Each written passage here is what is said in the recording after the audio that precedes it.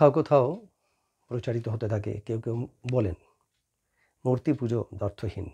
আমি কোনো সম্প্রদায়ের কথা উল্লেখ করে বলছি না। আমি বলতে চাইছি মূর্তি পুজো অর্থহীন কি? না, মূর্তি পুজো অর্থহীন হতে পারে না। আমি ভালোভাবে বোঝাতে গেলে বলতে পারি, মূর্তি পুজো ছাড়া যদি আধ্যাত্মিক চেতনা জাগরিত করতে হয় বা সাধনা করতে হয়, তাহলে সেটাকে বলা হয় নিরাকার ব্রহ্ম। মূর্তি হচ্ছে সাকার ব্রহ্ম। তো সাকার ব্রহ্ম আর নিরাকার ব্রহ্ম এর পার্থক্য কোথায়? সাকার ব্রহ্ম হচ্ছে ধীরে ধীরে ধীরে ধীরে একটু একটু করে ধাপে ধাপে পথ চলতে শেখা। একটি বাচ্চা শিশু তো প্রথম উঠেই দাঁড়িয়ে দৌড়াতে পারে না।